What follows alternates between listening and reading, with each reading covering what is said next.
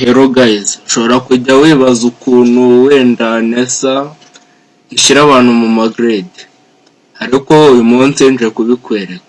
Mbere na mbere hano baba bafashe intervals y'amanota bakanayahuza n'amagrade. Hano twihaye urugero, turavuga tuti umuntu ufite amanota kuva kuri 0 kujya kuri 18 afite F, kuva kuri 15 kujya kuri 28 afite E, kuva kuri 25 kujya kuri 48 afite D, kuva kuri 45 kujya kuri 58 afite C, kuva kuri 55 kujya kuri 69 afite B, kuva kuri 70 kujya ku ijana afite A.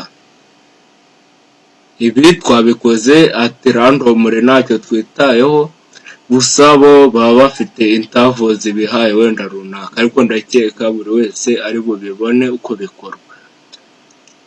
Hano tukaba dufite abanyeshuri bacu nk'uko mubabona, Eliya, Elisa n'abandi bose n'amanota bagiye bagira, tukaba dushaka kubashyira mu magrade.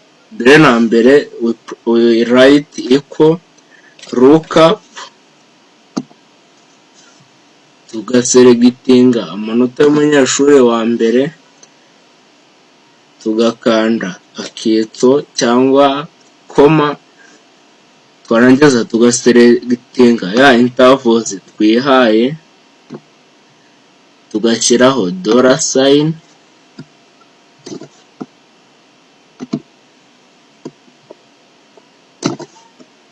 $sign,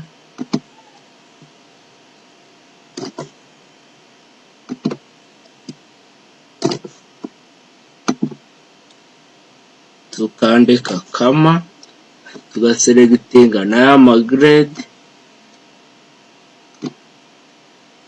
$sign, $sign, $sign, and also $sign. Then we close bracket, tugafunga bracket.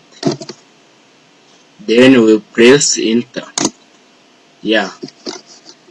Reka ducekinge ko n'ahandi byabaye byo. Ya, ndakeka ko byakunze. Niba ubu buryo bugufashije, muri comment ubivuge kandi uvuge ikindi ushaka ko twazakoraho ubutaha. Murakoze, ndabakunda cyane.